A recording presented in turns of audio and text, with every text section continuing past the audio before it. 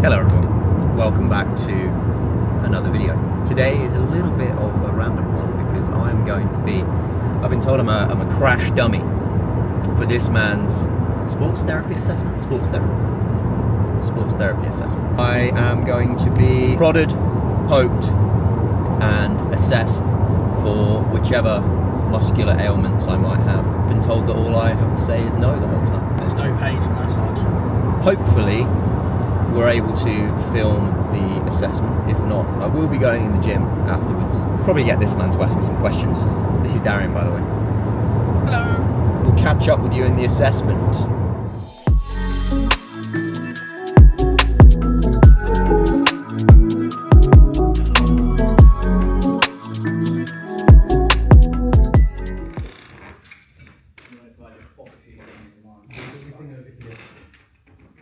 Seriously, bring it back over here then. Sorry.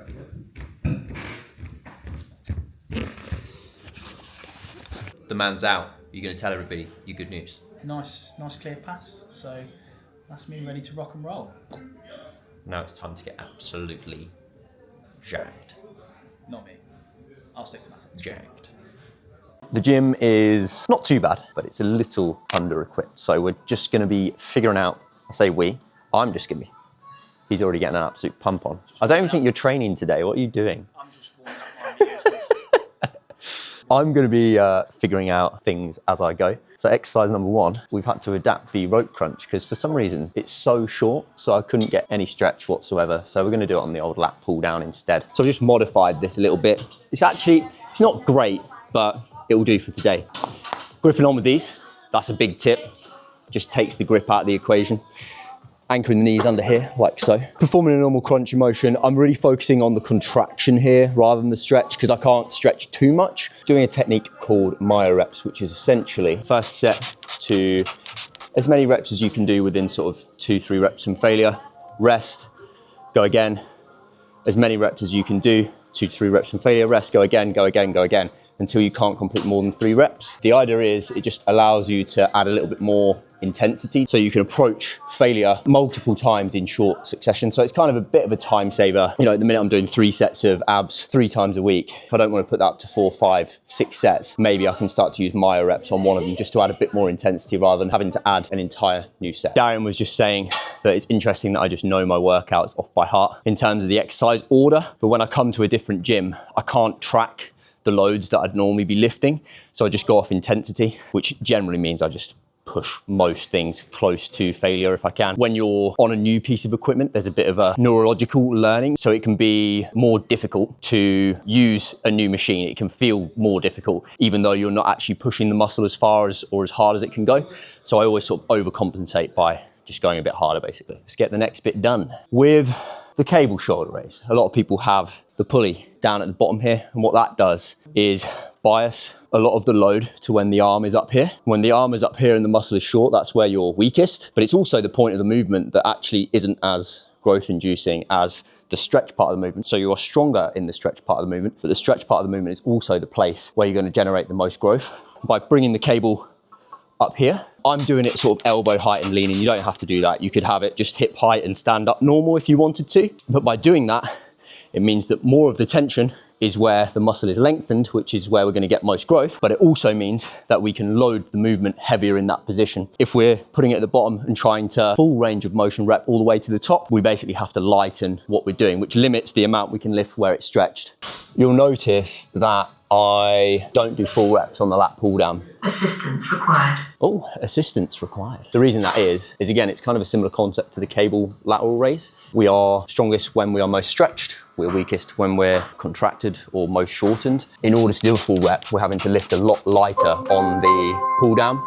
It can basically take away from the growth stimulus that we get. I load it up heavier and just rep to sort of a 90-degree elbow bend. There's a ton of studies supporting 5 to 10% increase in growth. And I personally have seen some great results from doing partials on all of my back movements. And I've worked with a few clients that have said the same thing. Yeah, my parents, when I was 14, got me a weight bench from Argos. I'm pretty sure it had something like 40 kilos of weight. You got weight bench, barbell, dumbbells. I'm certain I used to just make my mates, like, if they'd come and knock for me or something, they'd like wait downstairs and play a game or watch TV or sit with my mum and dad. And I'd be like, mate, I'll be about an hour. And you'd be like sat there just... Playing Zelda, Legend of Zelda with your mum on the Wii. Oh yeah. It would be like, come round at 4, and then you'd be like, well, it won't be ready till 5:30. Mate, I need to get my pump on. And it's the same, it's not changed. In 18 years, it's not changed, mate. Ab mat, very useful piece of equipment. Sometimes do leg raises over it, but also useful. Right now, when I come in like this, I'm not getting any resistance in the stretch because I'm not even lifting it at this point. This just puts my body a couple of inches further away from the handles. And then I'm having to really reach to get here, but then it's adding a lot more tension down in this bottom portion of the range, that stretch, which is, I don't know how many times I've had to say it in this video. The stretch is pretty important. I'm just gonna have a load of random clips, aren't I, on this? Filming when I least expect it. Yes, we're gimbling about. You can lift, but you can't dance. I can dance. I was just saying about trying to be efficient with your time in the gym. When you go to a new gym, it can take a little bit of time because you're trying to figure out what weight to use and how the equipment is and all that stuff. With rep ranges, you can train anywhere between sort of 5 and 30 reps and get a similar growth stimulus. On this, I'm just gonna set it around about the middle. And then, because I don't wanna spend the time having to go up pins and figure out what weight I'm lifting, I'm just gonna rep until it feels like I'm within a good proximity to failure, 2-3 reps away from failure. And then I'll just count that as the first set. And we should see this reps drop off from set to set anyway. I'll just go off intensity. Serious sports fans. Just testing the low weights out. This is my working weight, mate. Because he's got lats. He doesn't actually have any lats. You told me during the assessment, you've never noticed resistance when you've tried to massage upper back before, and the lats were there popping. That's what you told me.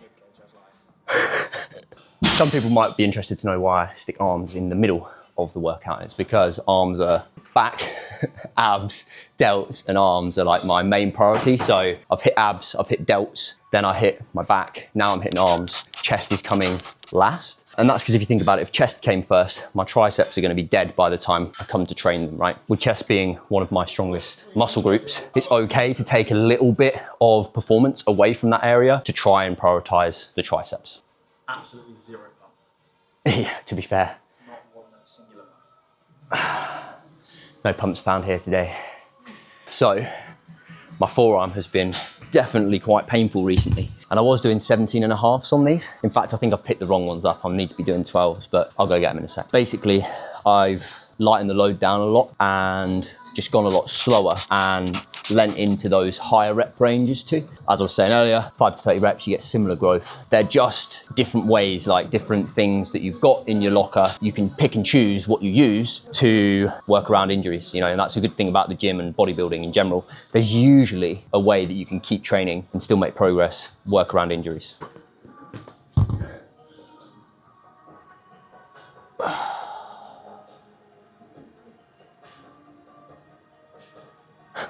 The thing a lot of people get wrong in the gym is having to feel like you leave the gym absolutely exhausted, and that's a good workout. I see sort of muscle growth as a dimmer switch. 2 sets might be enough to turn it to 100%. You can keep turning the dimmer switch, but you can't turn it on any more than 100%. And the likelihood is the mechanism inside is gonna break, right? So when people come in and they do like a 20 set quad day, those first 4, 5, 6, 7 sets were the ones that stimulated the growth. After that, you're just adding to your recovery time. And the body is spending more time recovering that fatigue than it is adapting you, building new muscle for the next session. Darren just said, oh, is that it for biceps? I've just done a myo-rep set. I'm gonna do a straight set.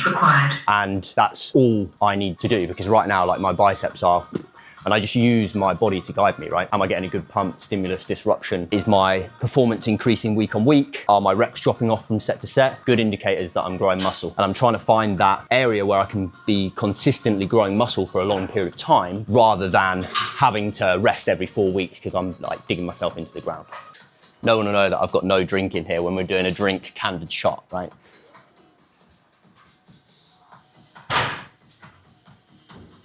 Biggest 5 I've ever seen in my entire life. What? When that's the 2.5, it just makes no sense. It's actually quite nice being gimbaled up, you know, because then you catch things like that where I nearly fall over. The muscles don't know how to count. Darian just said it's a bit random that you did 21 reps. It is a bit random that I did 21 reps. I knew that, you know, 18, 19, I wasn't quite close enough to failure to end the set there, because we know muscles grow in those rep ranges, 5 to 30 reps. May as well just keep pushing until we get to a place where I tend to go to the place where there is a involuntary slowing of your concentric movements on a press.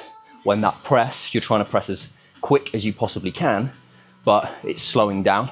That's the area that I tend to go to, which is why I stopped around about 21 reps. I have added a bit more weight because I don't want to do 21 more reps. 21 reps. 21 seconds to go.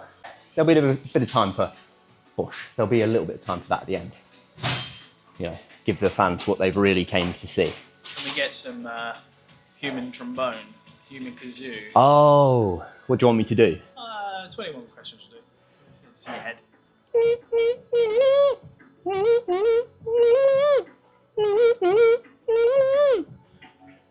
Wait, how's it go? There's nothing really special about this. I'm just a bit of a fairy and I like to have something comfortable behind my head. Something that Mike Chalice taught me.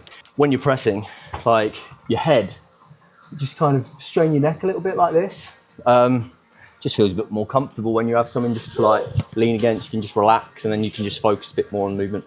Takes the pressure off your thoracic spine. That is exactly what I was about to say.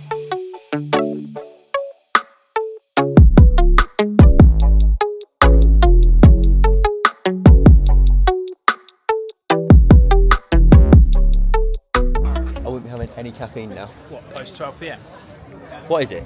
It's like 2 o'clock? Yeah, that's right. Yeah. I normally try and cut it off, but I'm treating myself.